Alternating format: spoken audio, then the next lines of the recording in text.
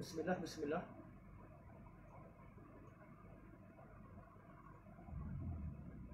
Percubaan 1, 2, 3. Bismillah.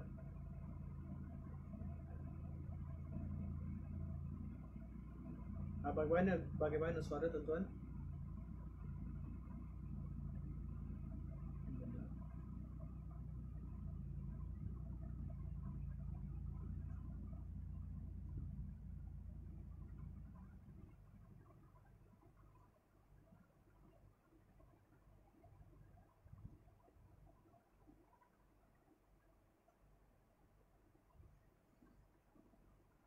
Lalu percubaan 1, 2, 3.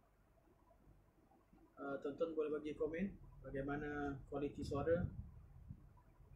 Saya hari ini berada di Kota Kinabalu. Jadi tempat baru. Jadi saya tak pasti di sini ada adakah lainnya. Lain di saya okey, insya-Allah. Pada saya okey. Saya tak tahu adakah suara ini sampai pada tuan-tuan dan puan-puan.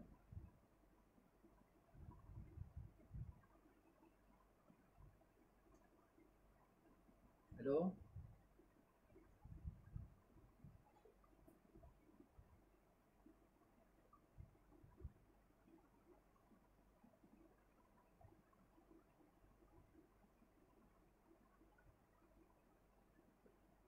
Cubaan 1, 2, 3.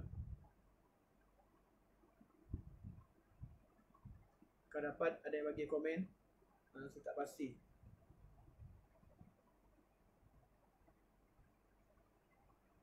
Oh, suara jauh. Okey. Ya.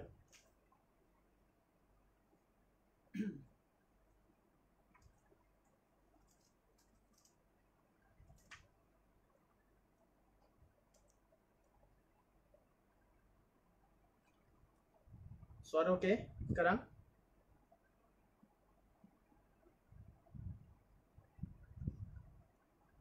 Okey. Sekarang ni okey. Suara slow. Okey. Macam mana?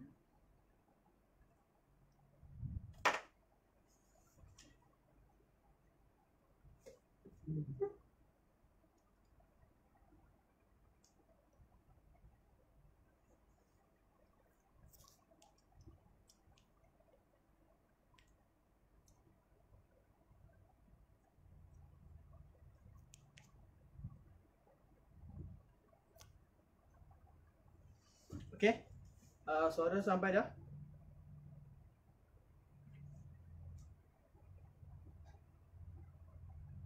Hello, hello.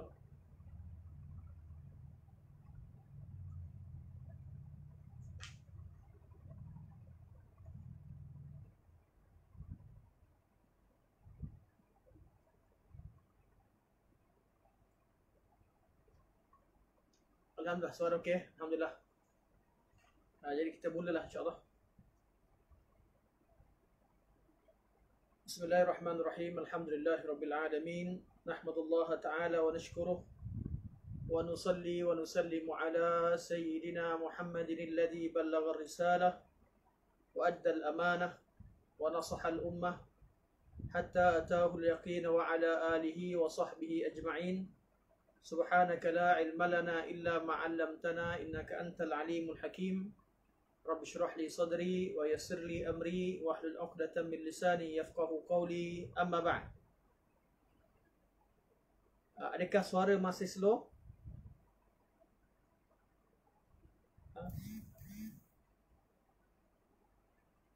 Komen terakhir suara slow, masih slow.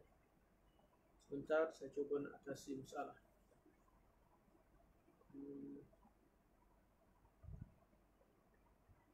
Hello, hello. Hello, hello, hello. Hello.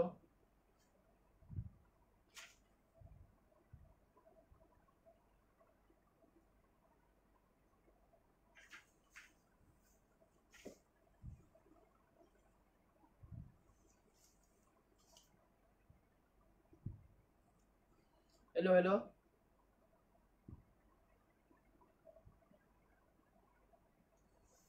Okey, insya-Allah kita mula. Inilah yang saya mahu push. Semoga Allah SWT mudahkan urusan dan Allah SWT lancarkan majlis ini insya-Allah. Bismillahirrahmanirrahim. Alhamdulillahirabbil alamin. Wassalatu wassalamu ala asyrafil anbiya wal mursalin wa ala alihi wa sahbihi ajma'in. Amma ba'd. Tuan-tuan dan puan-puan yang dirahmati Allah, insya-Allah pada hari ini kita meneruskan kuliah yang kita jadualkan pada tiap-tiap hari Isnin pukul 9:30 malam, dan kuliah kita membaca kitab Makanatus Sunnah An-Nabawiyah karangan Dr. Omar bin Muslih Al-Husaini hafizahullah.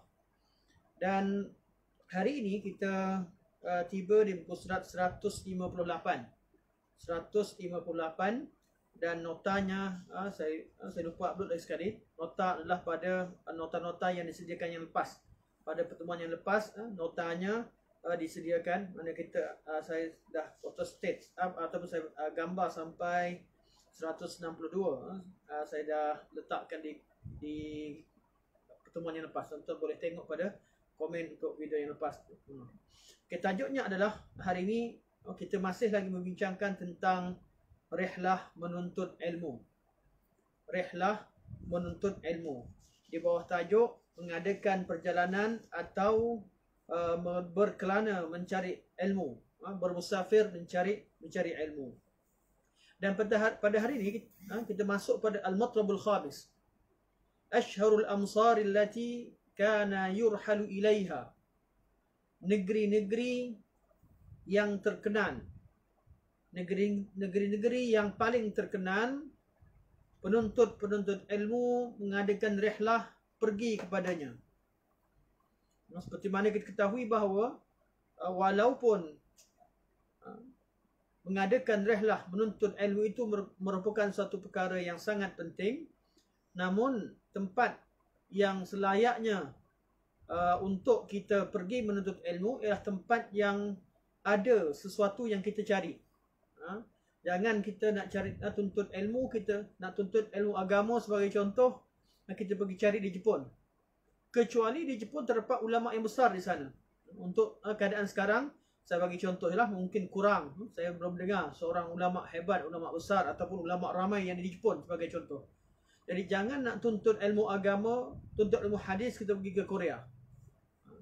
Jadi ilmu, dalam ilmu hadis, ketika kita ingin menuntut ilmu hadis, pada zaman rihlah, negeri manakah yang mempunyai banyak ulama, negeri manakah yang banyak majlis-majlis ilmu, negeri manakah yang sanadnya merupakan sanad-sanad yang diiktiraf oleh ulama sebagai tempat-tempat yang memiliki sanad yang baik.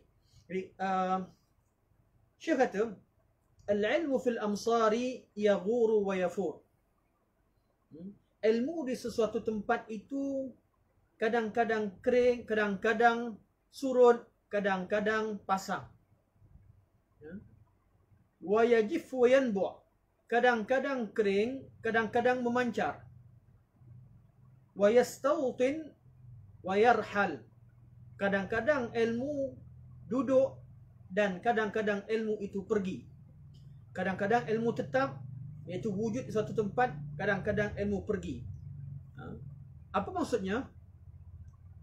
Sejarah suatu tempat, kita akan dapati bahawa sesuatu tempat itu kadang-kadang menjadi tempat tumpuan manusia pada suatu zaman kerana banyak ulama di sana.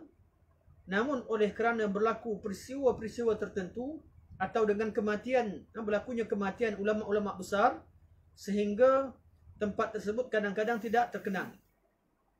Sebab tu ketika zaman rihlah menuntut ilmu pada zaman sahabat tabi'in dan zaman pengumpulan hadis, negeri-negeri yang subur dengan ilmu adalah negeri-negeri yang disebutkan oleh Syekh Hafizahullah.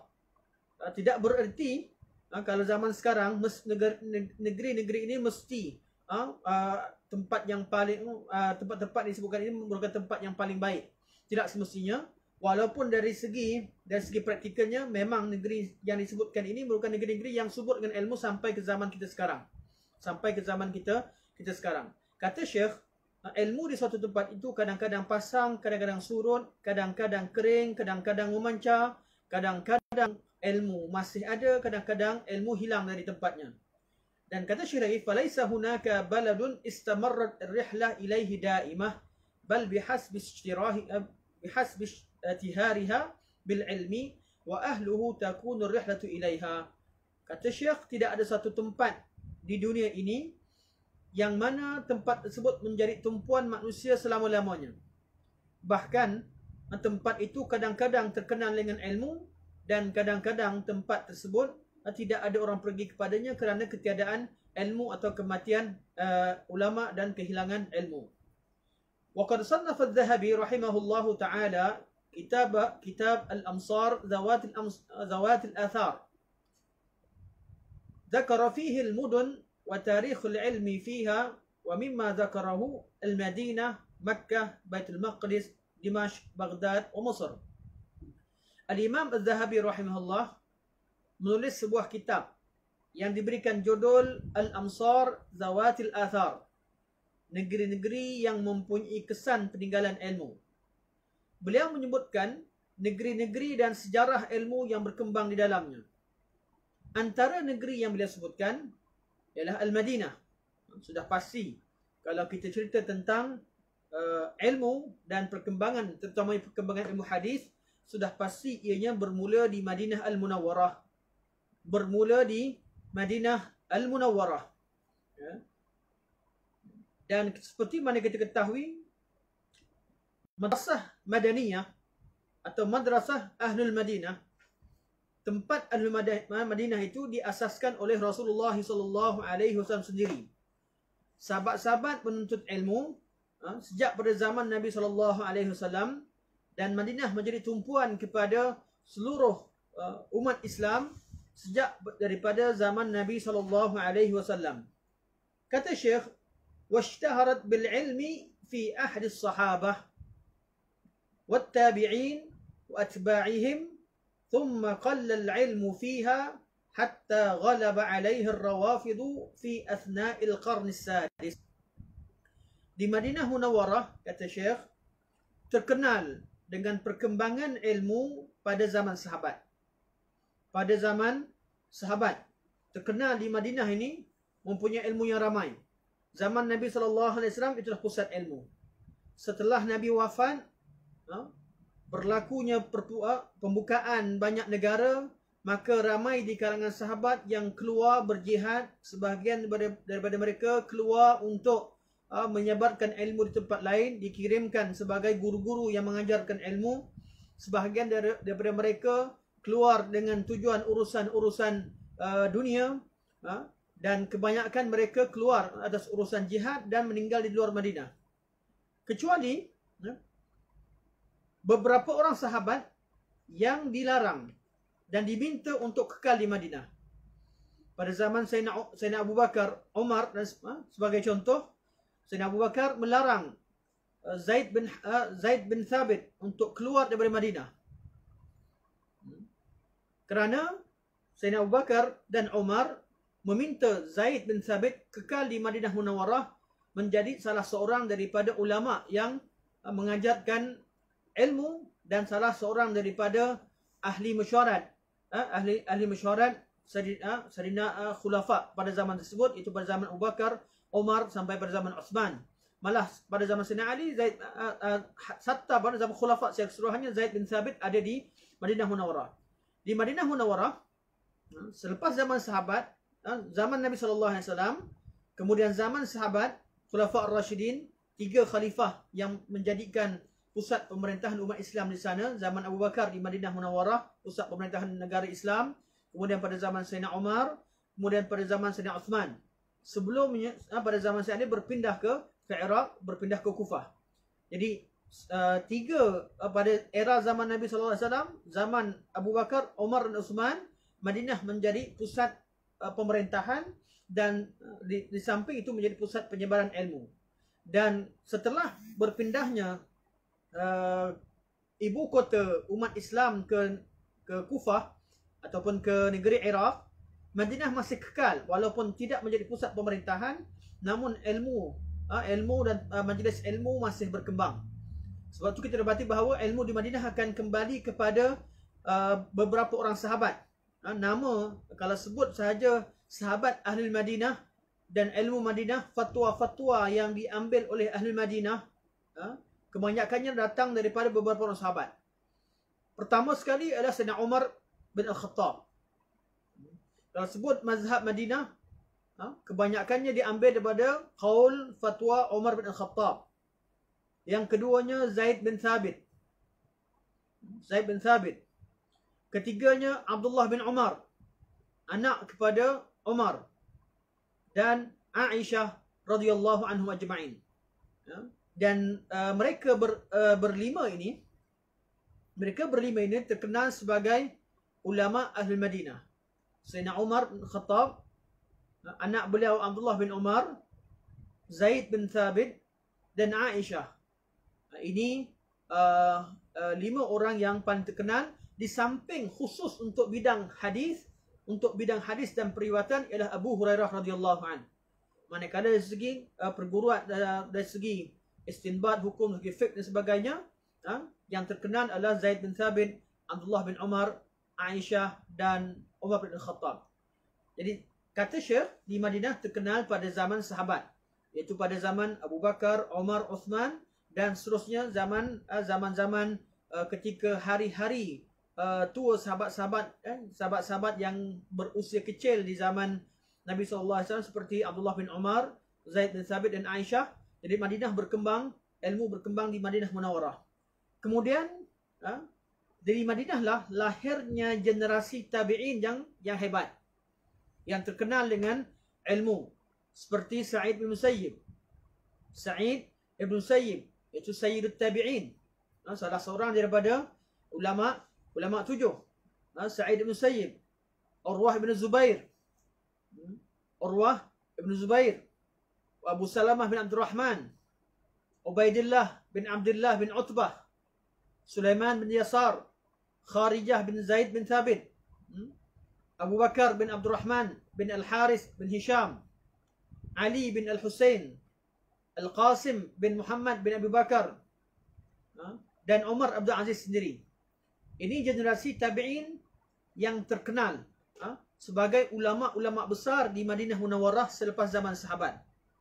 Kemudian ilmu di Madinah Munawarah berkembang sehinggalah pada zaman selepas pada zaman mereka, anak murid kepada tabi'in tadi di kalangan tabi'in seperti Abdullah bin Yazid bin Hurmus, Ibnu Shihab Az-Zuhri, begitu juga Rabi'ah bin Abu Abdurrahman yang dikenal sebagai Rabi'ah Ar-Ra'yi, begitu juga Abdullah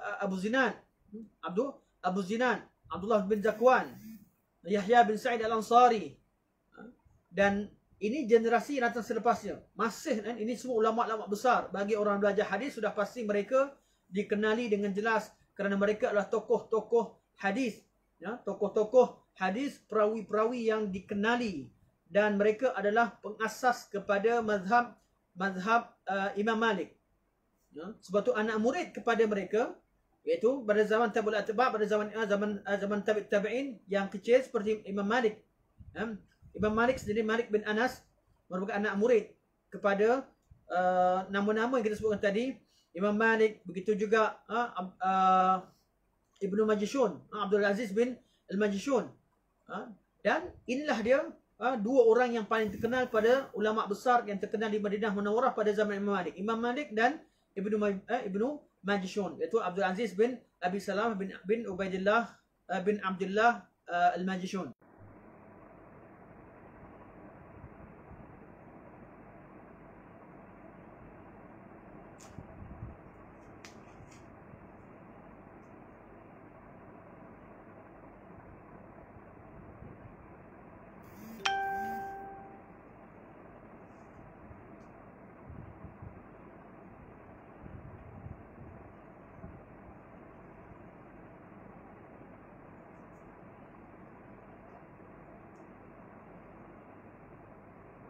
Tuan, kita kembali semula di link yang baru. Mohon maaf tadi terputus. Dan kita sambung semula di Madinah Munawarah. Okay, negeri Madinah ini terkenal dengan ilmu dan terkenal dengan ulama. Ramai ilmu dan banyak ramai ulama dan banyak ilmu yang terdapat di Madinah Munawwarah pada zaman sahabat, zaman tabi'in, zaman tabi'in tabi'in, zaman tabi'ul atba'. Kemudian perkembangan ilmu di Madinah tersekat, sedikit hilang sebentar. Hilang pada kurun yang kurun ke-6, iaitu ketika Madinah Munawwarah dikuasai oleh golongan Syiah Rafidah, golongan Karamitah. Golongan Karamitah ketika mereka menguasai sebahagian daripada negeri-negeri umat Islam, antara tempat yang mereka tinggalkan ramai golongan Syiah, iaitu golongan Karamitah meninggalkan hamba-hambanya di Madinah Munawwarah. Sehingga sekarang didapati bahawa kesan masih wujud golongan Syiah di Madinah Munawwarah ketika terutamanya di kawasan berdekatan dengan Quba dan jalan menuju kepadanya. Jadi masih ada kesannya. Di Madinah Munawwarah berkembang ilmu di sana sampai pada kurun yang ke-5. Masuk kurun yang ke-6, ilmu mula berkurang, tidak terkenal. Zaman kurun ke-6 tidak didengar bahawa orang-orang pergi mencari ilmu di Madinah Munawwarah, sehinggalah ianya kembali menjadi gemilang pada zaman sekarang, iaitu zaman pengasasan negara Arab Saudi. Lama di Madinah, selepas pada kejatuhan ataupun tidak terkenalnya ilmu di Madinah Munawwarah sejak pada kurun ke-5, ilmu berterusan, namun tidaklah menjadi negeri yang terkenal orang mengadakan rihlah kepadanya. Malah ilmu berkembang di negeri-negeri yang lain setelah penguasaan Syiah golongan Rafidah di Madinah Al-Munawwarah. Sebab itu kata Syekh, ilmu berkembang di Madinah sehingga hatta ghalaba alaihi ar-rawafid fi asna'il qarn as-sadis. Ilmu berkembang di Madinah Munawwarah sehingga apabila golongan Rafidah, itu golongan Syiah Rafidah, menguasai kawasan, iaitu mereka menjadi ramai di Madinah Munawwarah setelah mereka ditinggalkan oleh tuan mereka, dan mereka mempunyai sedikit kuasa dan mempengaruhi keadaan masyarakat di Madinah Munawwarah. Dan seperti biasa, tidak ada ilmu yang berkembang kalau tidak ada ilmu yang berkembang dengan cara pemikiran Syiah. Bab ilmu agama, kalau berfikir dengan cara pemikiran fahaman Syiah, ilmu tak akan berkembang. Ilmu tidak akan berkembang kerana mereka tidak mengutamakan ilmu. Syiah antara mazhab yang sangat bermain dengan emosi, dan mereka dalam bab ilmu mereka sanggup berdusta. Riwayat-riwayat dusta di kalangan tersebar begitu rancak di kalangan pengikut Syiah, dan malah di kalangan ulama-ulama Syiah, dan mereka mencari pengikut. Mereka berdakwah dengan menyebarkan emosi dan menyebarkan bencian dan sentimen yang sengaja dinyala-nyalakan. Sebab tu jangan kita harapkan ilmu daripada golongan Syiah. Kalau ada ilmu pada mereka, ilmu tersebut perlu kita kaji, perlu kita lihat. Malah lebih mudah untuk orang awam, hendaklah kita tolak sejak daripada awal lagi, kerana asas mazhab itu sendiri pun tidak menyokong kepada penyebaran ilmu. Dan sejarah membuktikan perkara tersebut. Ilmu boleh hilang daripada Madinah Munawwarah, iaitu penyebaran ilmu boleh hilang dari Madinah kerana wujudnya golongan Syiah. Seterusnya, negeri yang kedua yang disebutkan oleh Syekh adalah negeri Makkah Al-Mukarramah. Negeri yang terkenal selepas Madinah Munawwarah ialah negeri Makkah. Dan di Makkah Al-Mukarramah, sahabat yang terkenal dikenali sebagai mazhab Ahli Makkah, iaitu menjadi ahli fatwa ataupun mufti di Makkah Al-Mukarramah selepas pada zaman khulafa, ialah Abdullah bin Abbas. Abdullah bin Abbas yang menjadi mufti dan guru di Makkah dan Taif. Dan kita dapati bahawa kubur Sayyidina Abbas sampai sekarang masih ada di Masjid Ibn Abbas, bersebelahan dengan Masjid Ibn Abbas di kota Taif. Dan Ibn Abbas adalah tokoh sahabat ataupun mufti di kalangan sahabat di Makkah Al-Mukarramah dan kota Taif. Dan Abdullah bin Abbas ni zaman sahabat, mewariskan ilmu kepada anak-anak murid utama. bagi siapa yang mempelajari ilmu hadis ataupun ilmu riwayat atau ilmu rijal, kita akan kenal riwayat-riwayat hadis yang diriwayatkan oleh Abdullah bin Abbas, yang diriwayatkan daripada Abdullah bin Abbas, kebanyakannya melalui jalur-jalur murid-murid utama ini. Itu anak-anak murid utama. Antaranya Imam Atha bin Abi Rabah. Atha ibn Abi Rabah. Jadi kalau kita dengar, kita belajar ilmu rijal ni, bila kita dengar sahaja kata Atha ibn Abi Rabah, tahu ni ulama Makkah, anak murid Abdullah bin Abbas. Atau Tawus bin Kaisan. Al-Imam Tawus bin Kaisan. Al-Imam Mujahid bin Jabar. Mujahid. Sa'id bin Jubair. Walaupun mereka, sebahagian mereka bukan orang Mekah, orang Iraq sebagainya, tapi mereka dikategorikan sebagai ulama-ulama Mekah kerana mereka datang ke Mekah menuntut ilmu dengan Abdullah bin Abbas. Sa'id bin Jubair. Jabir bin Zaid. Ini antara tabi'in yang terkenal, anak murid Abdullah bin Abbas. Begitu juga yang terkenal Ubaidillah bin Abdullah bin Utbah. Ini adalah anak-anak murid Abdullah bin Abbas. Di Makkah kata Syekh, ishtaharat bihi fi zaman as-sahabah wa tabi'in. Makkah terkenal sebagai kota ilmu pada zaman sahabat dan pada zaman tabi'in. Kemudian selepas daripada zaman tabi'in, zaman-zaman selepasnya, tidak ramai ulama yang tinggal di Mekah yang terkenal. Suatu anak murid ulama-ulama ataupun tabi'in yang kita sebutkan tadi, seperti Amr bin Dinar. Amr bin Dinar adalah generasi selepas pada Atha bin Abi Rabah. Amr bin Dinar dan selepas Amr bin Ibn Jurayj, Sufyan bin Uyainah, mereka ini walaupun mereka di kalangan anak-anak murid ulama Makkah, tapi mereka kembali semula ke tempat mereka di Basrah, di Kufah dan di tempat yang lain, menyebabkan ilmu di Makkah selepas kewafatan ulama-ulama besar seperti Atha bin Rabah, Tawus bin Kaisan, Mujahid dan sebagainya, lepas pada zaman tersebut, ulama-ulama anak murid daripada ulama besar Makkah, mereka kembali ke tempat mereka dan mereka mengasaskan sekolah-sekolah atau madrasah-madrasah, tempat pengajian ilmu hadis di tempat masing-masing, menyebabkan di Makkah Al-Mukarramah tidak terlalu terkenal selepas pada zaman mereka. Masih ada ulama, masih lagi ilmu berkembang, cuma tidak terlalu terkenal.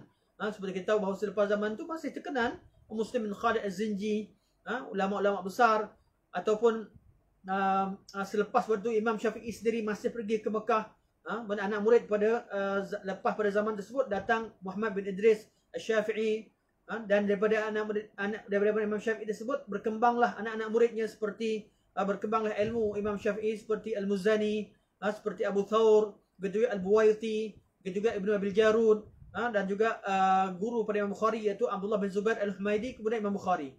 Cuma mereka tidak tinggal di Mekah.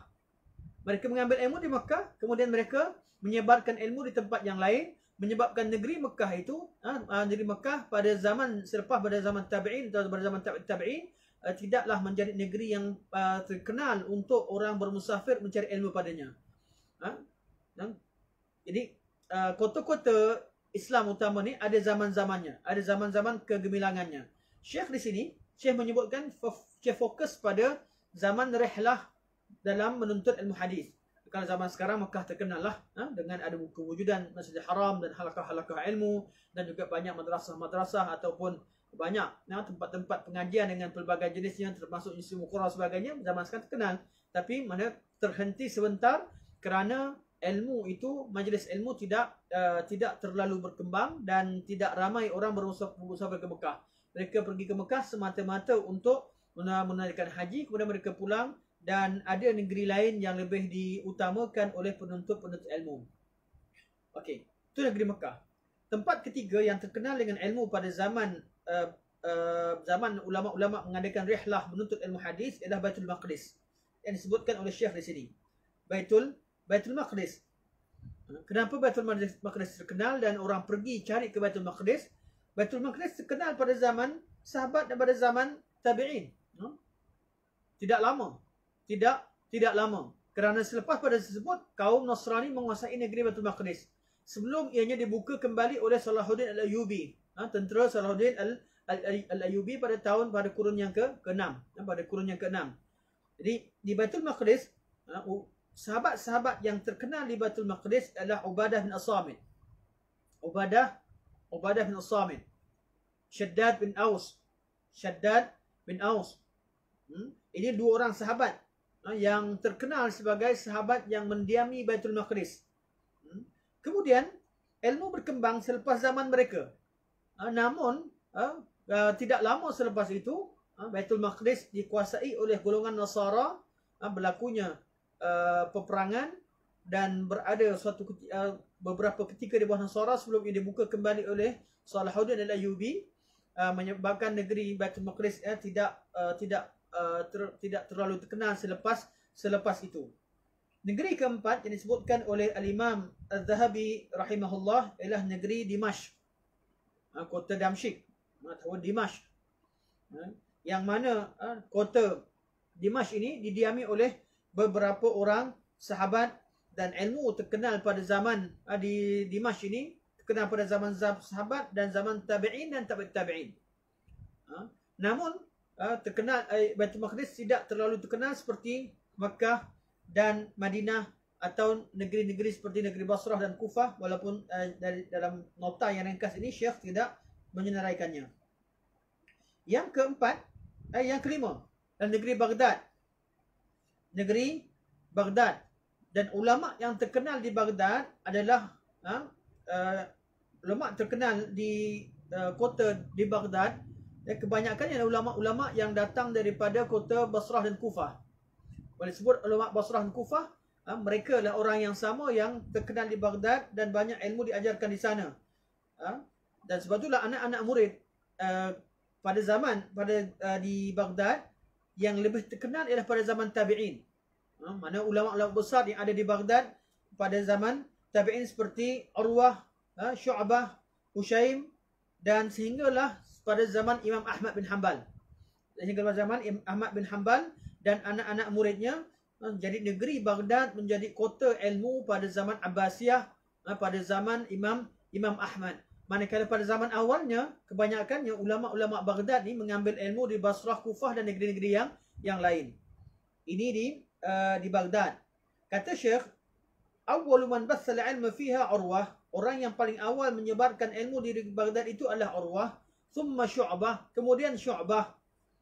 Wa Hushaim, dan Hushaim. Wa kathura fiha al-atharu fi zamani Ahmad wa ashabihi. Dan ilmu berkembang pada zaman Imam Ahmad dan sahabat-sahabatnya atau anak-anak muridnya. Wa asbahat ma'muratan bil hadis, dan negeri Baghdad jadi negeri terkenal dengan hadis. Iaitu tidak terkenal pada zaman sahabat, malah kota Baghdad itu baru dibuka. Jadi menyebabkan tidak terkenal dan lebih terkenal pada zaman tabi'in dan zaman tabi'in sehingga pada zaman Imam Ahmad. Kemudian hilang sebentar. Hilang ilmu apabila Baghdad dikuasai oleh kaum Tatar. Selepas kejatuhan Khalifah Abbasiyah, Baghdad jatuh di tangan Tatar pada tahun 656 Hijriah. Kejatuhan Khalifah Abbasiyah yang terakhir pada zaman tersebut dikuasai oleh Tatar.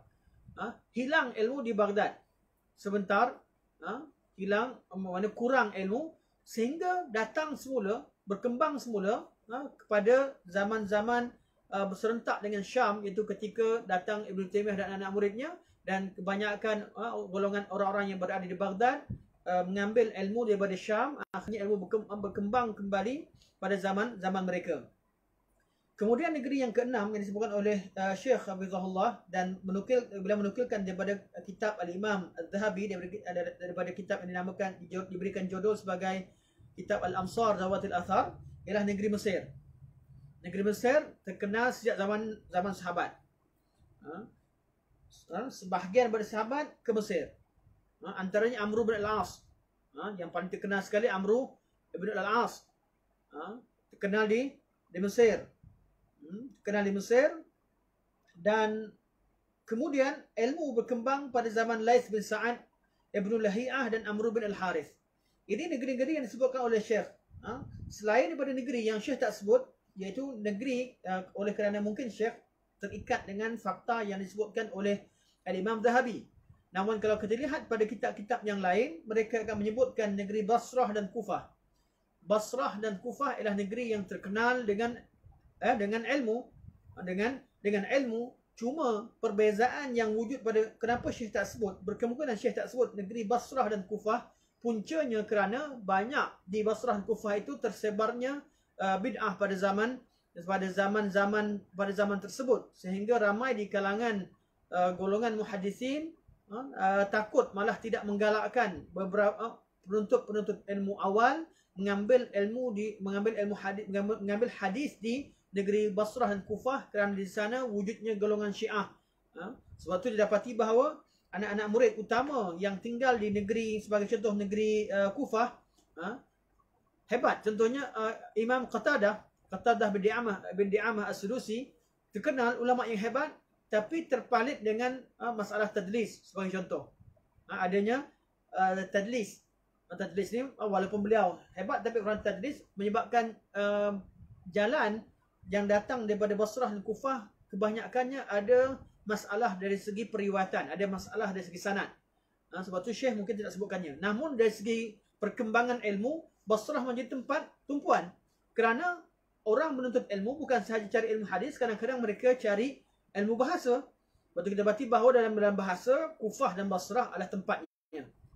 Basrah, ilmu nahwu berkembang di negeri Basrah, malah diasaskan di negeri Basrah dan Kufah. Di Basrah dan Kufah berkembangnya ilmu nahwu. Sebab tu ada mazhab Basriyin dan Kufiyin. Basriyin lebih kepada bahasa yang fusha, dekat dengan bahasa-bahasa Al-Hijaz, manakala Kufiyin lebih meraihkan bahasa-bahasa yang kalau kita kata bahawa kaedah-kaedah yang lebih dekat dengan bahasa-bahasa lahjat. Dan mazhab-mazhab Basrah dan Kufah, Basrah Kufah menjadi tempat tumpuan. Namun dari segi kualiti sanad, Basrah dan Kufah kebanyakannya sanad yang datang daripada jalan ahli Basrah dan Kufah tidak terlepas daripada kritikan-kritikan. Sebab itulah Al-Imam Abu Hanifah, kita tahu bahawa Qatadah bin Di'amah As-Sudusi mewariskan ilmu kepada murid beliau yang utama, Sa'id bin Abi Arubah, Hamad bin Salamah. Kemudian Hamad bin Salamah mengajarkan ilmu kepada Abu Uwanah dan Syu'bah, Yahya bin Katsir. Dan daripada mereka lah datangnya, daripada Hamad bin Salamah lah datangnya Abu Hanifah yang tinggal di kota Kufah, yang mengambil ilmu juga di kota Basrah. Okey, negeri seterusnya yang tak sebutkan oleh Syekh, negeri Kufah.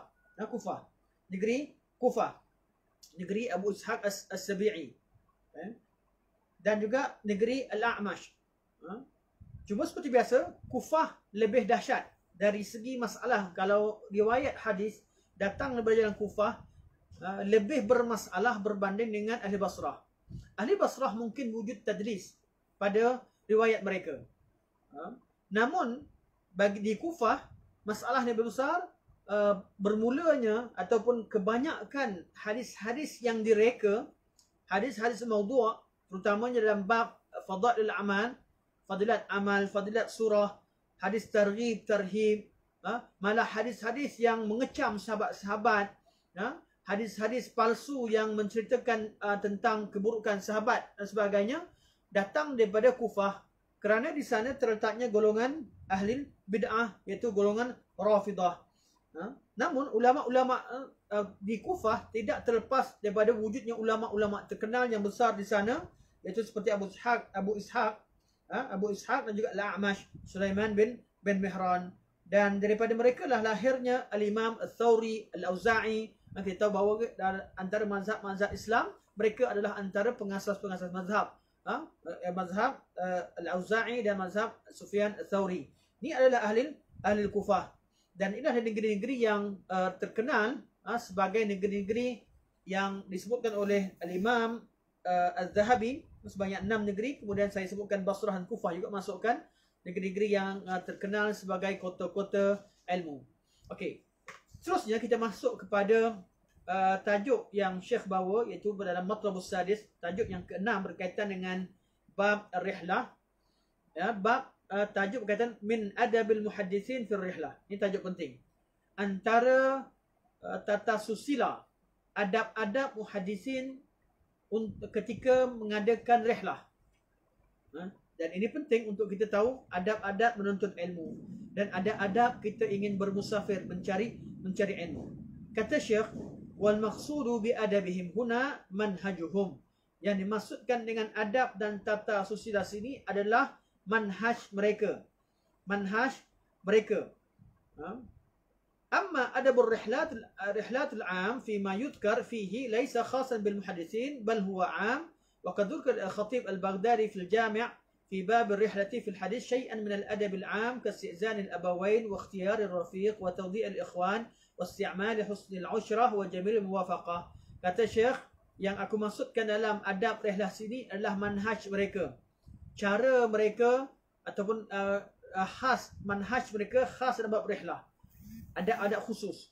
Manakala adab-adab umum disebutkan oleh Khatib al-Baghdadi, banyak adab umum. Sebelum kita nak ingin belajar di overseas, keluar ke luar negara, adab umum tak semestinya muhaddisin semua bidang perlu ada beberapa adab yang disebutkan oleh Imam Khatib al-Baghdadi.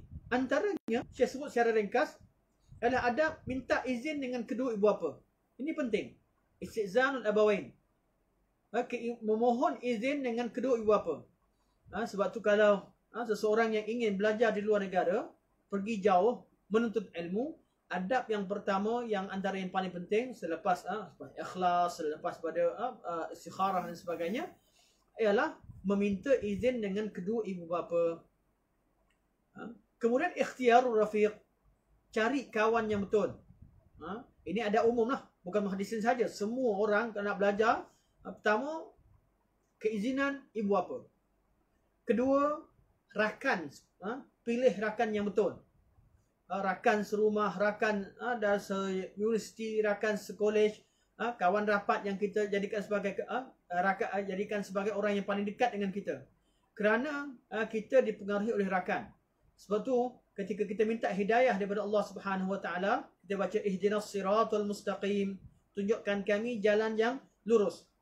Apa yang kita baca ayat seterusnya?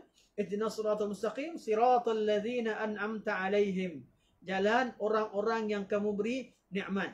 Iaitu ada jalan yang kita ikuti dan orang yang kita ingin hidup bersama mereka, iaitu orang-orang yang beri nikmat di kalangan nabiyyin, siddiqin, syuhada, salihin dan orang datang selepasnya.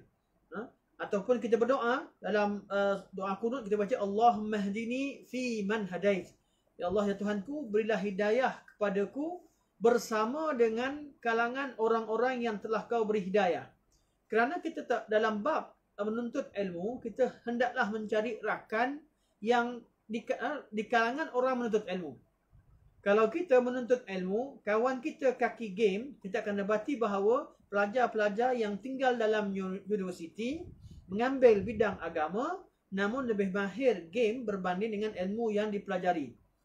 Kalau kawan itu pakar dalam kawan kita sibuk dengan memancing, kita dapati bahawa sebahagian pelajar universiti mengambil bidang agama, saya fokus pada agama lah kerana kita tajuk kita bab agama, namun lebih mahir bab joran berbanding dengan ilmu yang dipelajari. Kita dapati bahawa ada orang yang belajar agama, bidang agama, namun dia lebih mahir dengan komputer.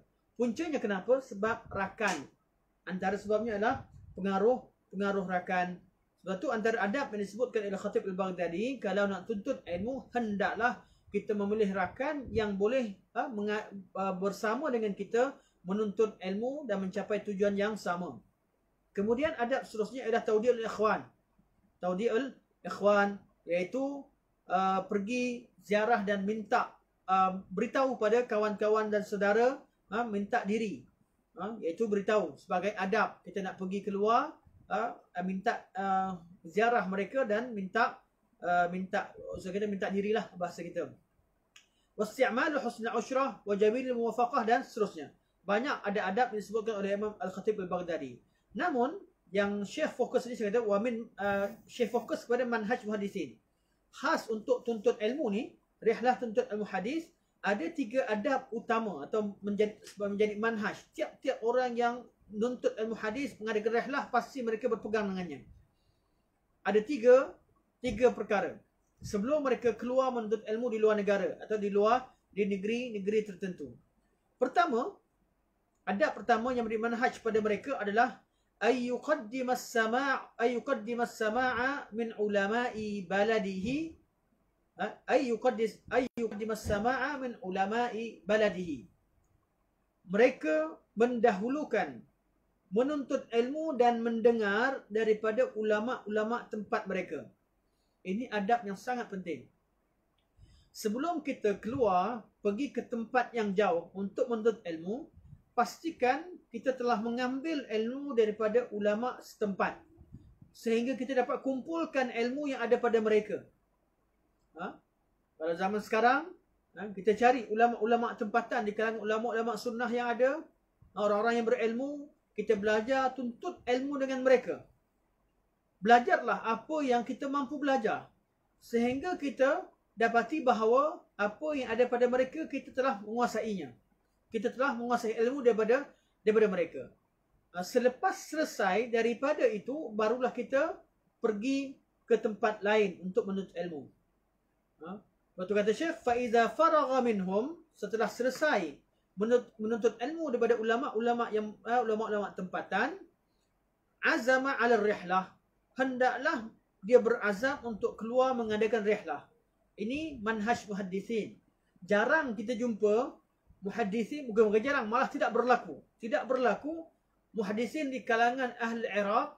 Contoh, mereka tidak menguasai hadis-hadis yang tersebar di negeri Iraq. Kita tak dapati bahawa ulama hadis yang berasal daripada Makkah Al-Mukarramah tidak menguasai hadis-hadis yang ada di Makkah. Sebab mereka kumpulkan ilmu di tempat mereka sendiri dahulu. Dan mereka tahu dari mana sumbernya dan siapakah orang yang paling alim di tempatnya, dan berapakah hadis atau hadis apakah yang terkenal yang disebarkan atau yang diajarkan di tempat mereka, tempat asal mereka. Sebab itu menuntut ilmu hendaklah bermula menjadi manhaj muhaddisin dengan mempelajari ilmu daripada ulama tempat mereka. Dipastikan orang yang dipelajari itu adalah di kalangan ulama. Tidak bermaksud tidak boleh kita keluar belajar terus sekiranya kita berasal satu tempat. Maksud di sini adalah adab dan jadi manhaj. Orang zaman dahulu mereka akan dahulukan. Sebab apa? Sebab menjadi amat janggal ada orang yang mereka berasal satu tempat dan menuntut ilmu, mereka tidak mengetahui ilmu yang ada di tempat mereka.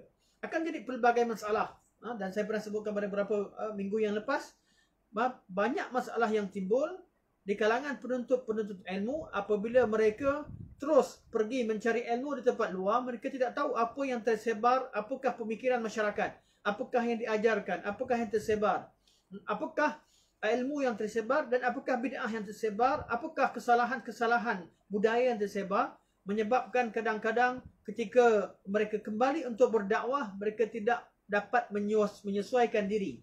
Kadang-kadang masalah tidak berlaku antara pendakwah-pendakwah dengan orang awam atau orang yang melakukan ahli maksiat dan sebagainya. Kadang-kadang masalah berlaku antara pendakwah yang berdakwah dengan ulama-ulama yang berada di ulama tempatan.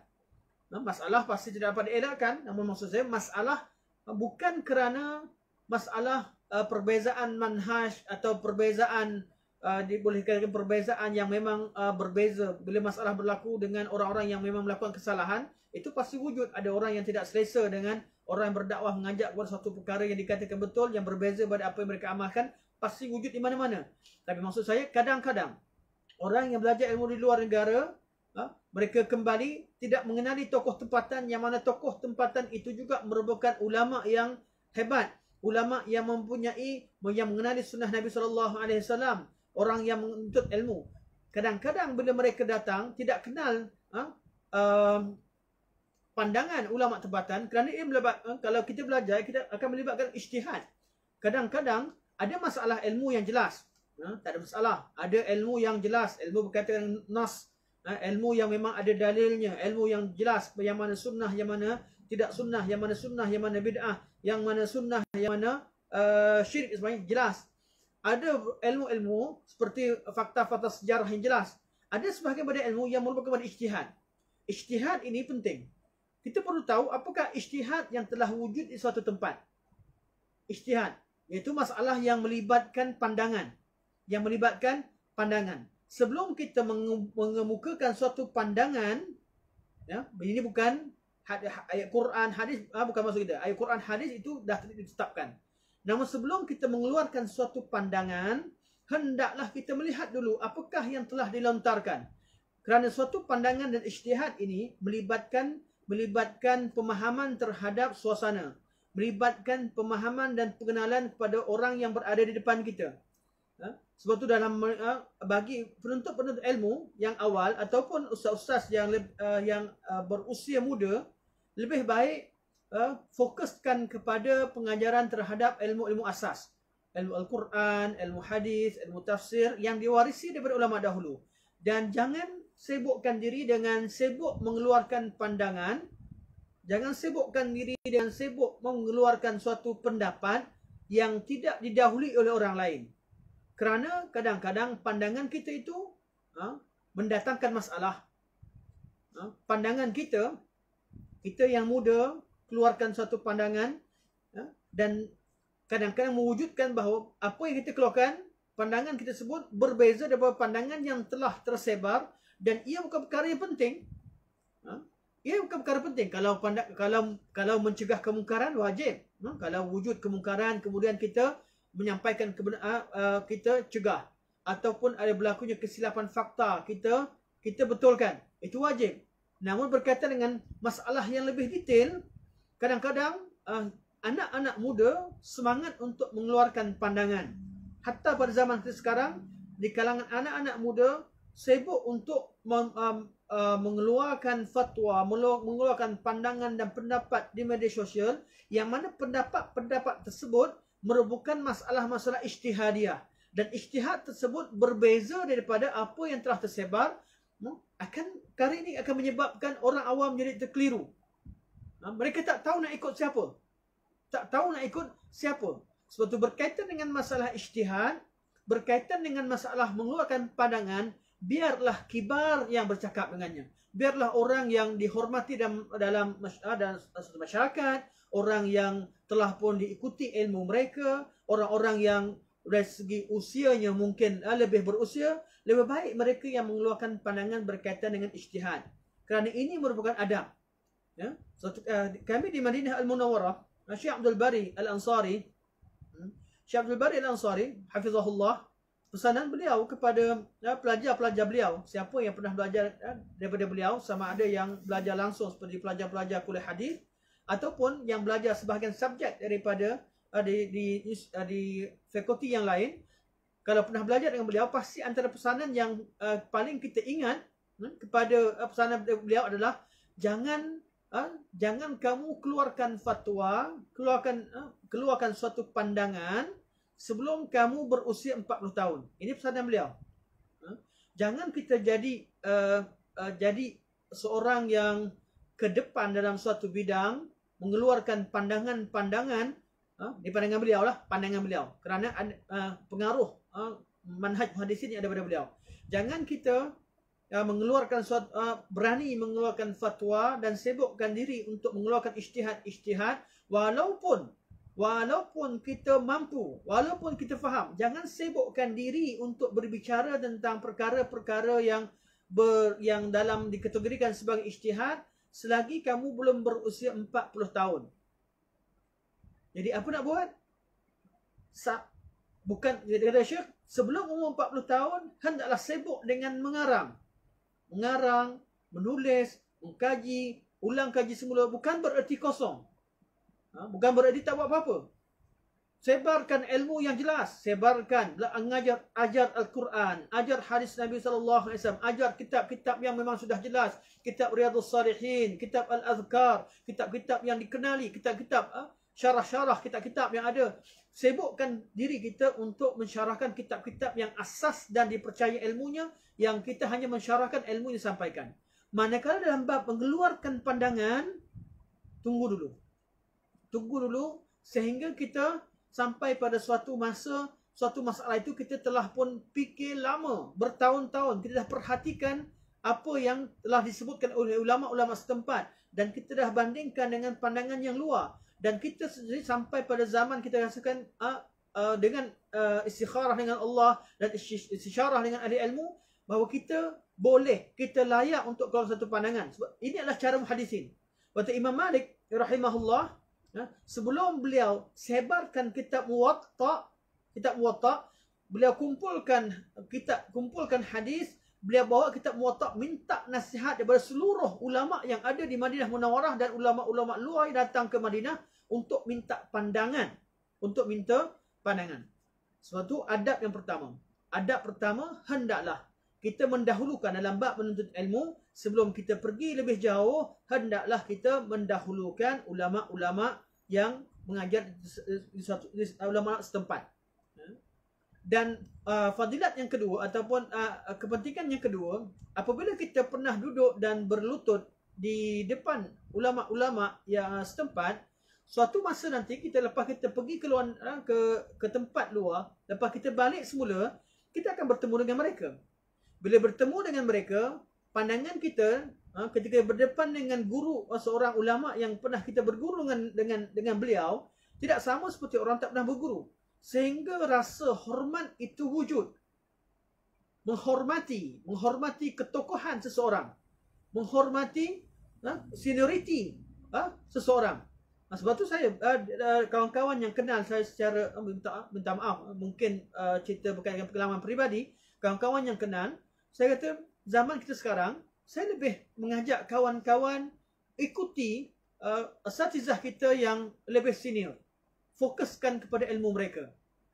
Fokuskan kepada hadir di majlis mereka. Kita ada Dr. Abdullah Yasin, kita ada ada Ustaz Sofwan Badri, kita ada Ustaz Hussein Yim, kita ada Ustaz Abdul Basit, yang kita ketahui ilmu mereka, tahap ilmu mereka berada di suatu tahap yang berkemungkinan kita tidak dapat capai, ataupun kita, walaupun kita tahu apa yang beliau ajarkan, tetapi pengalaman mereka, pandangan mereka, akal mereka pada umur kematangan tersebut hendaklah kita utamakan. Waktu di kalangan kawan-kawan yang datang yang minta belajar dengan saya secara khusus dalam bidang tertentu, saya kata lebih baik kitab-kitab ini diajarkan oleh ulama-ulama besar, orang-orang yang tokoh-tokoh terkenal, maka kita pergi kepada mereka, belajar dengan mereka. Saya secara personal saya dengar, walaupun saya tak dapat duduk bersama dengan tokoh-tokoh ini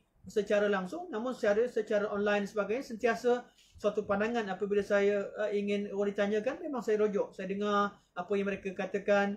Kadang-kadang pandangan kita berbeza. Bila dengar mereka utarakan, kita rasakan bahawa tak patut untuk kita menyanggahi perkara itu, bukan kerana kita ta'assub, tidak, tapi kerana persoalan ini merupakan persoalan ijtihad, melibatkan ijtihad, bukanlah karenas. Bila ijtihad berbeza, lebih baik kita beradab dengan guru-guru kita yang lebih berusia, dan kita beradab dalam mengeluarkan pandangan. Dan ini wallahu alam, ini adalah manhaj muhaddithin, dan ini adalah menjadi perkara yang sangat ditekankan dalam kitab-kitab ulama-ulama hadis, iaitu mendahulukan dalam menuntut ilmu itu mendengar ilmu daripada ulama-ulama setempat. Sebab tu kata Syekh Saleh bin Ahmad At-Tamimi bila berkata, ينبغي لطالب الحديث ومن عني به أن يبدأ بكتب حديث بكتب حديث بلده ومعرفة أهله منهم وتفهمه وضبطه ثم يشتغل بعد بحديث البلدان والرحلة فيه.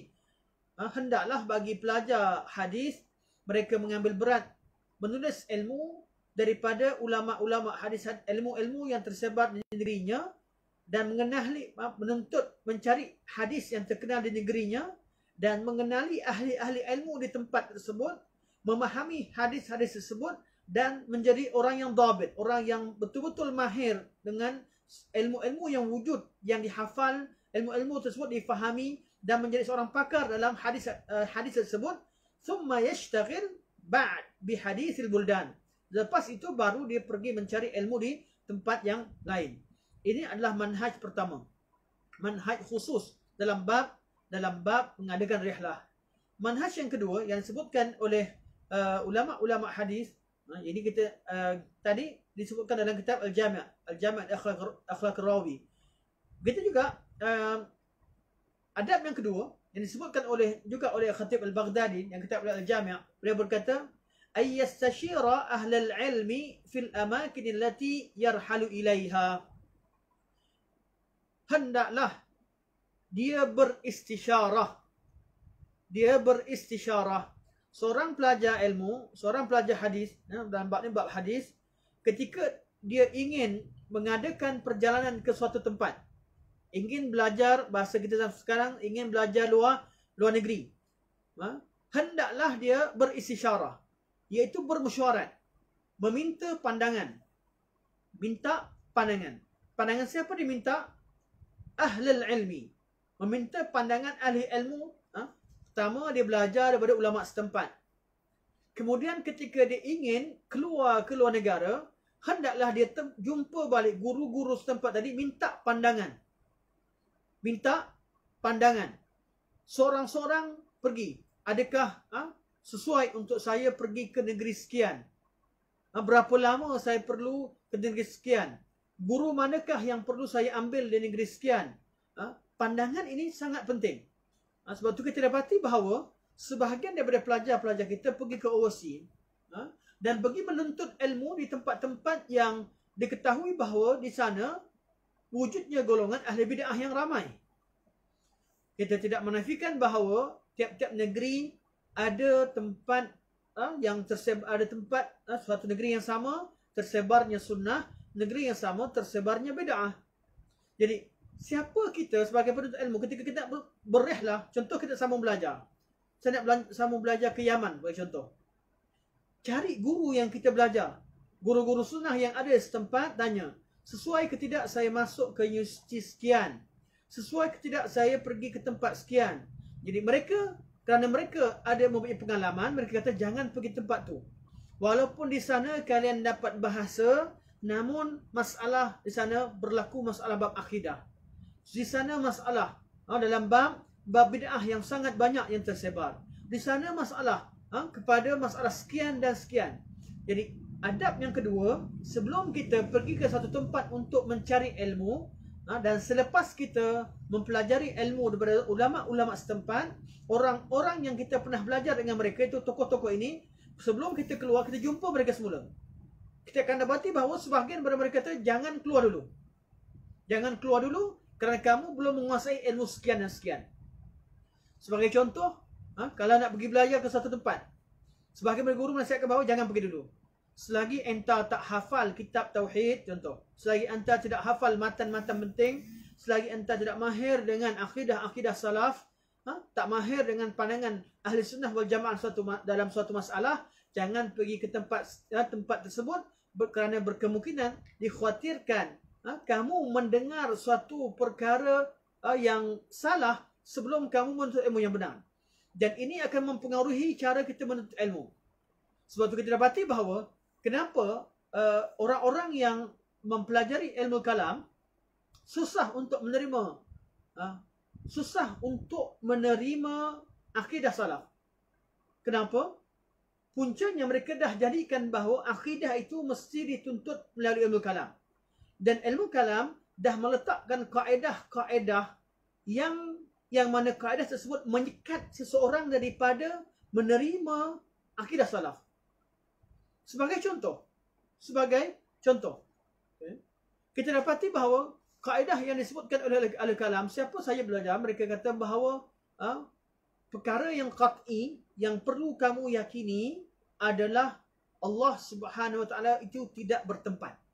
Sebagai contoh, kalimah ini Allah tidak bertempat, ataupun mereka ajarkan, ahli kalam juga mengajarkan bahawa Allah di mana-mana. Kaedah ini, kesimpulan yang mereka buat dalam ilmu-ilmu ini tidak wujud dalam mana-mana nas dengan lafaz tersebut. Hatta ulama salaf tidak mengatakan Allah bertempat. Mereka hanya kata berdasarkan ayat Quran, Allah beristiwa di atas arasy. Namun kaedah tadi, kaedah yang telah disematkan dalam diri seorang yang menuntut ilmu, memulakan tuntut ilmu dengan cara ilmu kalam, bila dah tersemat, kaedah inilah yang menghukum pemahaman dia sepanjang hayat. Ketika dia Walaupun datang beratus-ratus ayat, datang beratus-ratus hadis, datang pandangan kaul-kaul ulama salaf yang beribu kaul yang mengisbatkan bahawa Allah Subhanahu wa taala itu beristiwa di atas arasy secara selayaknya, dia tak diterima. Kenapa tak diterima? Bukan kerana dia tak belajar bahasa Arab. Bukan kerana dia tak belajar bahasa Arab. Bukan kerana dia tak mahir bahasa Arab. Bukan kerana dia tidak pernah buka Al-Quran dan bukan kerana dia tak pernah jumpa ayat Quran ataupun hadis tersebut. Namun kerana jalan permulaan tuntut ilmu itu bermula dengan apa? Bermula dengan tempat yang salah, guru yang salah, dan tidak mendahulukan Al-Quran dan Sunnah daripada yang lain.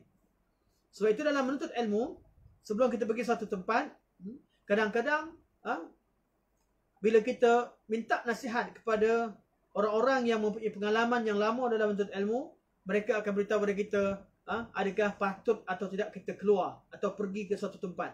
Sebab itu adab ulama hadis, sebelum mereka keluar ke menuntut ilmu, mereka akan cari orang untuk beristisyarah. Dan seperti mana kita ketahui bahawa sebelum adab-adab umum, sebelum kita melakukan suatu perkara, perlu ada dua perkara. Istisyarah dan istikharah. Dua perkara. Hatta sebelum kita ingin bernikah sebagai contoh, atau meminang seseorang atau ingin mendirikan rumah tangga, hendaklah wujud istisyarah dan istikharah. Istikharah minta dengan Allah Subhanahu wa taala. Istisyarah cari orang yang berilmu, orang yang berpengalaman untuk kita minta pandangan. Dan dalam menuntut ilmu, tidak ada orang yang paling layak untuk kita minta pandangan kecuali melainkan orang-orang yang telah pun melalui pengalaman tersebut. Yang telah melalui pengalaman. Kita nak tuntut ilmu satu tempat, kita cari orang yang pernah belajar di tempat tersebut dan cari pandangan ulama-ulama yang pernah menuntut ilmu di tempat yang lain. Kerana umur kita terhad. Umur kita terhad, waktu kita terhad, umur terhad, waktu terhad, tenaga kita terhad, dan kita akan kalau kita salah cari ilmu, mencari ilmu salah tempat, kadang-kadang menyebabkan perkara itu menjadi kalau salah pilih tempat untuk tuntut ilmu, akan menyebabkan boleh membawa kepada kesesatan atau boleh membawa kepada buang masa, boleh bawa kepada mengambil masa yang panjang. Sibuk belajar satu tempat tuntut ilmu, setelah berpuluh tahun atau berbelas tahun kita sebarkan ilmu yang tempat kita belajar, baru kita sedar rupanya apa yang aku sebarkan selama ni salah, rupanya aku perlu kaji semula. Akan membuang masa, akan menyebabkan banyak masa yang terbuang dalam hanya untuk memastikan apa yang kita faham betul atau salah. Berbeza daripada orang yang sejak pada awal lagi dia mencari istisyarah, selepas dia istikharah dia minta istisyarah, iaitu meminta nasihat daripada ahli ilmu. Kata Syekh, ayyastasyira ahli ilmi, hendaklah dia meminta nasihat daripada ahli ilmu fil amakin allati yurhalu ilaiha, tentang tempat yang hendak dia pergi untuk menuntut ilmu. Wasyuyukh alladhi yasma'u minhum, dan tentang guru-guru yang akan dia dengar daripada mereka. Sa'ada rajulun Ahmad amman yuktabul hadis. Imam Ahmad pernah ditanya oleh seorang lelaki tentang siapakah yang patut dia tulis ilmu daripada mereka. Qala ukhruj ila Ahmad bin Yunus fa innahu Syekhul Islam. Keluarlah kamu tuntut ilmu daripada Ahmad bin Yunus, salah seorang berguru Imam Ahmad. Fa innahu Syekhul Islam, sesungguhnya dia adalah Syekhul Islam. Dia adalah Syekhul Islam. Ketiga kata Syekh, okey, sebelum kita masuk ketiga, apakah manfaat, apakah kelebihan kita meminta nasihat, dan apakah kepentingan untuk kita minta nasihat daripada guru-guru sebelum kita pergi tuntut ilmu? Pertama, kita telah mengikuti sunnah Nabi SAW. Ikut Al-Quran, ikut sunnah. Kerana bermesyuarat itu tuntut Al-Quran. Wa amruhum syura bainahum. Dan mesyuarat itu merupakan sunnah Nabi SAW. Dalam semua peperangan, Nabi akan bermesyuarat dengan sahabat-sahabatnya. Hatta ketika Nabi nak buat chop mohor Nabi SAW, Nabi minta pandangan sahabat. Dan semua urusan, Nabi bermesyuarat dengan sahabat. Walaupun pandangan Nabi diberikan wahyu dan Nabi berpandangan yang paling rajih, pandangan yang paling hebat dalam semua masalah, namun Nabi SAW tetap meminta istisyarah.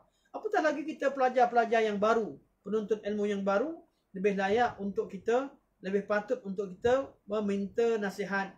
Dan ini merupakan sunnah. Jadi kalau fadilat pertama atau kepentingan pertama ialah kita mengikut Al-Quran dan sunnah. Yang kedua, istisyarah itu sebahagian daripada ibadah. Itu ibadah umum. Kerana kita mengikut manhaj Nabi SAW, mengikut Al-Quran Al-Karim, ianya ibadah. Yang keempat, ia adalah cara yang ia adalah cara untuk kita mendapatkan pandangan daripada orang yang telah mempunyai pengalaman. Yang keempat, dia menjauhkan kita daripada tersilap langkah. Tersilap langkah. Ada orang yang tuntut ilmu, last sekali salah langkah. Kelima, dia akan jauh daripada celaan manusia. Bila kita salah tempat, belajar, akhirnya kita dicela. Bukan kerana kita tuntut ilmu, namun kerana kita salah pilih guru, salah pilih tempat. Berapa ramai orang yang dicela kerana diketahui siapakah gurunya. Kita tahu dia fulan dan fulan. Ajar satu perkara. Mungkin didengar.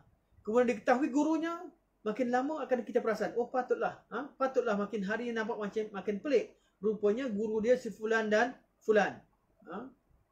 Dan paling penting sekali, fadilat yang paling utama untuk kita beristisyarah dengan ahli ilmu adalah kita mewujudkan sifat mawaddah.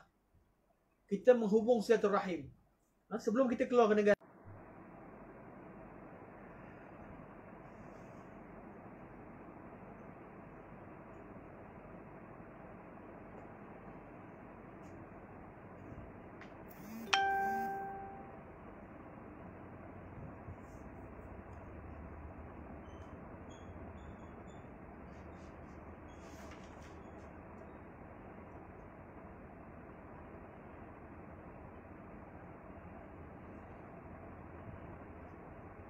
kita terputus line buat kali kedua.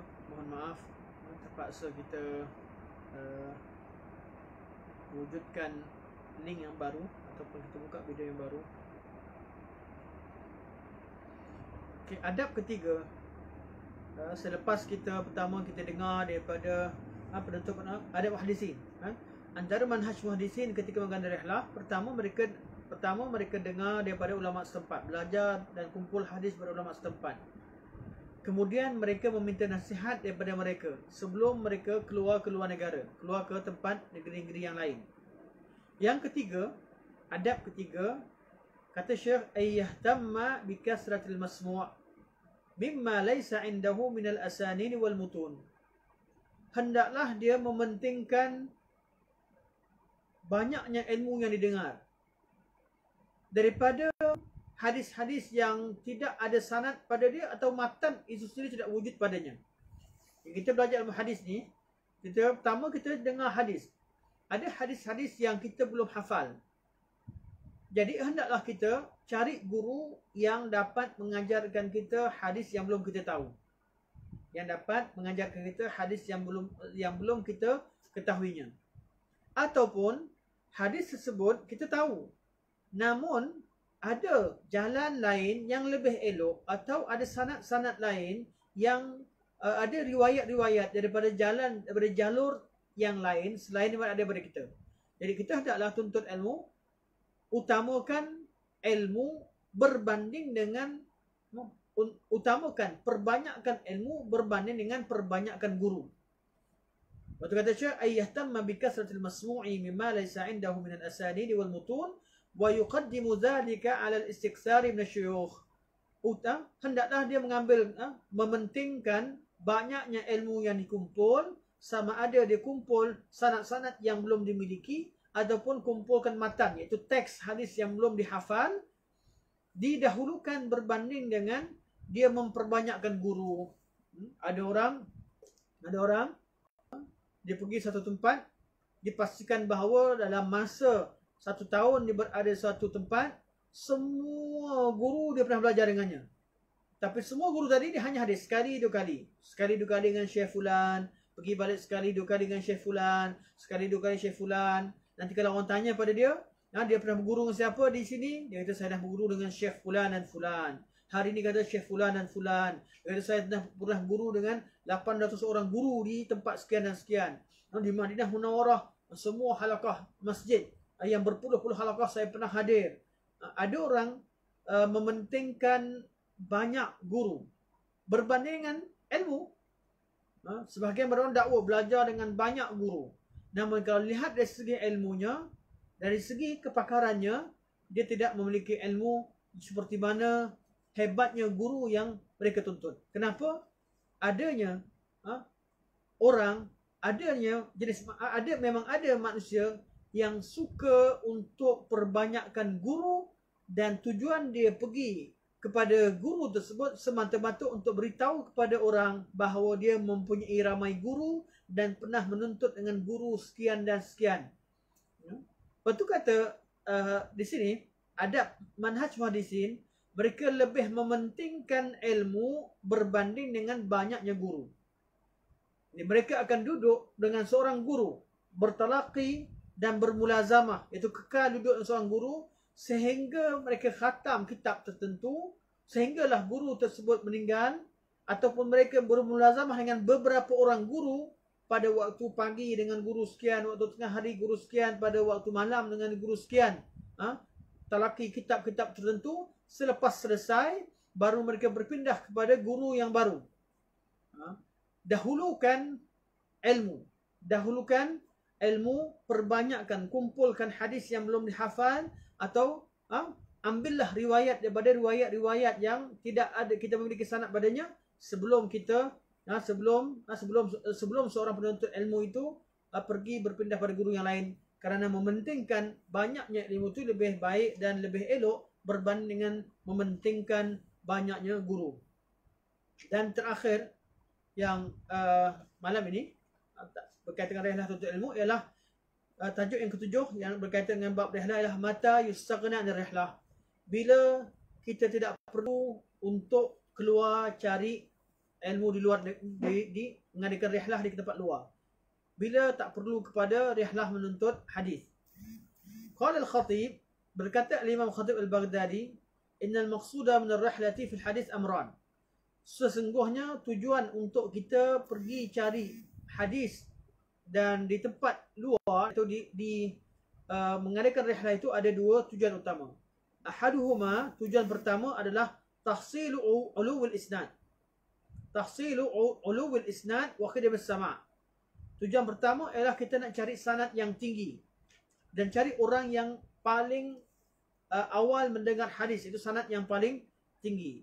Dan tujuan yang kedua ialah liqa' al-hufaz wal mudzakarati lahum wal istifadah minhum.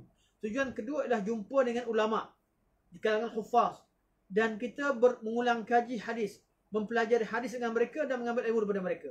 Tujuan pertama cari sanad yang tinggi, tujuan kedua ialah bertemu dengan ahli ilmu dan mengambil ilmu daripada mereka. Kata Syekh, kata Imam Khatib Baghdadi, fa idza kana al-amran mawjudain fi balad at-talib wa ma'dumin fi ghayrihi faqtisaruhu ala ma fil baladi aula. Sekiranya dua tujuan ini, dua perkara ini, iaitu ulama ramai di suatu tempat dan mereka juga memiliki sanad yang paling tinggi yang tidak dimiliki tempat lain, maka dia kekal di suatu tempat itu lebih baik berbanding dia pergi mencari dan mengembara mencari ilmu di tempat yang tidak memiliki dua perkara yang dicari tadi, dua perkara yang menjadi tujuan asas dalam menuntut ilmu. Baik, secara kesimpulannya, minggu depan kita akan baca sikit terakhir tentang contoh-contoh rihlah. Kemudian kita masuk pada tajuk yang baru, iaitu berkaitan dengan memelihara sunnah Nabi sallallahu alaihi wasallam. Cara ulama memelihara sunnah Nabi sallallahu alaihi wasallam. Okey. Jadi inilah tajuk yang sebelum terakhir. Sehinggalah minggu depan tajuk terakhir dalam bab rihlah ialah contoh-contoh ulama yang telah mengadakan rihlah. Contoh bagaimana mereka menuntut ilmu. Itu tajuk kita pada malam ini. Semoga apa yang disampaikan ada kebaikan dan manfaat, dan saya tengok pada saya sekarang tengok pada semak pada komen tuan-tuan dan puan-puan. Sekiranya ada soalan, tuan-tuan boleh kemukakan soalan, pandangan dan sebagainya. Okay. Tadi saya nampak komen. Tak.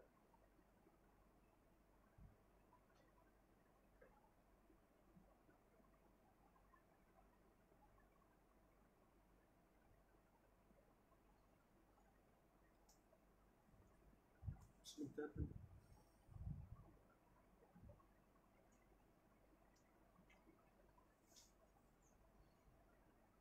Tak pasti kenapa tak keluar komen. Masuk ke live tadi, perasan komen tu. Bukan masa sebentar.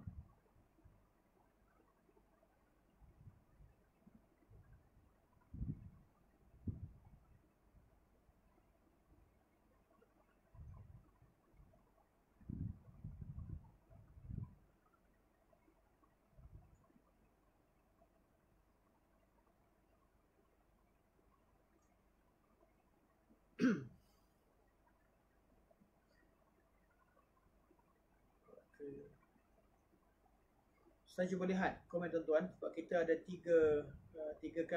dua kali kita putus tadi. Bahkan saya tak perasan ada soalan tuan-tuan tadi. Di klik berapa saya tak pasti. Kita ada tiga kali kita tiga klik, 2 kali kita putus.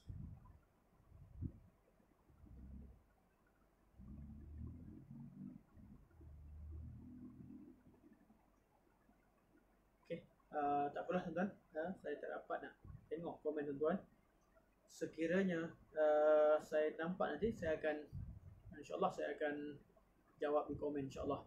Sekarang ini semoga Allah ampunkan dosa-dosa kita dan terima amal kebaikan kita. Semoga Allah SWT jadikan majlis kita pada malam ini sebagai majlis-majlis yang menjadi saksi kebaikan pada kita, dan semoga Allah SWT tidak menjadikan kita kerana orang-orang yang menyia-siakan masanya. Okey, saya nampak komen sekarang.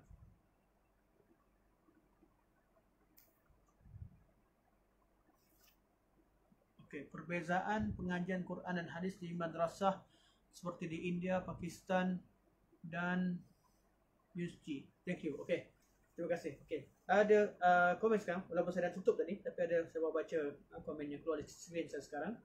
Perbezaan pengajian. Ya, perbezaan pengajian dalam sistem universiti dan sistem pondok atau sistem madrasah. Ini perkara yang sangat penting untuk kita perhatikan. Yang mana lebih baik, belajar sistem universiti atau sistem pondok atau sistem madrasah?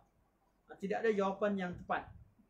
Yang tidak boleh, kita tak dapat nak katakan yang mana lebih baik. Kedua-dua sistem mempunyai kelebihan dan mempunyai kekurangan.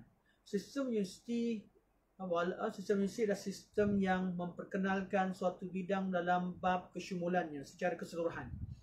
Kita belajar contoh bidang hadis universiti, kita akan ambil contoh kutub sittah, semua kutub sittah kita pernah belajar. Dan semua bidang yang terlibat dalam hadis kita pernah belajar. Bermula dengan ilmu mustalah hadis, kemudian kita belajar dengan ilmu rijal, kemudian kita belajar dengan ilmu tadwin, kemudian kita belajar tentang ilmu tentang kitab du'afa, kemudian ad-dufa wal matrukin, kemudian kita belajar kitab-kitab kutub thiqat, kemudian kita berpindah kepada bidang-bidang berkaitan dengan fiqh sunnah dan segala ilmu alat berkaitan dengannya. Di universiti kita akan dalam masa yang singkat, dalam masa 4 tahun di universiti tersebut, kita akan mendapat pengetahuan umum secara menyeluruh berkaitan dengan bidang hadis. Walaupun kutub sittah yang kita buka tadi tidak semua hadis, hanya dipilih hadis-hadis tertentu.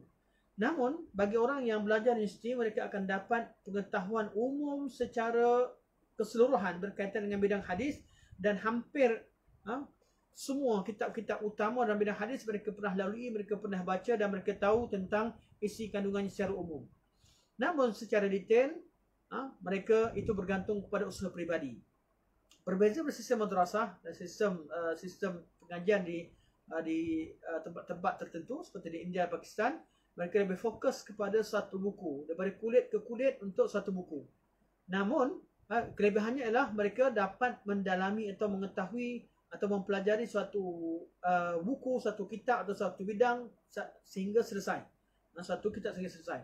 Namun kelemahannya ialah mereka tidak melihat, tidak mempelajari pandangan-pandangan yang lain atau tidak melihat kepada buku-buku yang lain dalam satu bidang dan pandangan-pandangan yang tersebar dalam suatu bidang, menyebabkan didapati bahawa mereka mungkin dalam apa yang mereka pelajari namun agak tertutup, malah kadang-kadang memusuhi suatu pandangan yang didapati berbeza daripada apa yang mereka telah pelajari. Di cara yang terbaik, dan kita nampak tokoh-tokoh daripada kedua-dua jenis pendidikan ini, sama ada tokoh yang belajar di universiti atau tokoh-tokoh hadis yang belajar daripada madrasah, apabila mereka menggabungkan dua perkara ini, iaitu kalau yang belajar di madrasah mereka belajar satu kitab, kemudian mereka juga mempelajari manhaj muhaddisin secara umum dalam semua bab, sama juga yang belajar universiti belajar semua bab, kemudian mereka mula menekuni satu-satu kitab hadis yang mereka rasakan perlu. Bila mereka dapat gabungkan dua perkara ini, itu lebih baik. Itu adalah lebih baik. Dan saya kalau tanya pada saya yang mana lebih afdal, lebih baik, saya kata kedua-duanya ada kebaikan, kedua-duanya ada kelebihan, kedua-duanya ada kekurangan, dan perkara ini memang wujud. Perbezaan cara sistem, perbezaan sistem ini memang wujud, dan sistem-sistem tersebut mempunyai kelebihan dan kekurangan masing-masing, dan kita menghormati antara satu sama lain dan menegur kesilapan antara satu sama lain, kerana ilmu tidak ada siapa yang sempurna dalam suatu perkara. Ilmu Allah SWT Maha Luas. Kadang-kadang ada orang yang Allah SWT berikan dia kemahiran, menjadi seorang yang mempunyai ilmu secara ensiklopedia dalam semua perkara, namun dia tidak fokus pada satu perkara. Ada orang yang fokus satu perkara namun dia tidak mengetahui perkara yang lain. Yang pentingnya kedua-duanya ada kelebihan dan kedua-duanya ada kelemahan. Okey, sampai sini saja. Subhanakallahumma wa bihamdika asyhadu an la ilaha illa anta astaghfiruka wa atubu ilaik. Wa sallallahu ala sayyidina Muhammad wa ala alihi wa sahbihi wa baraka wa sallam. Assalamualaikum warahmatullahi wabarakatuh.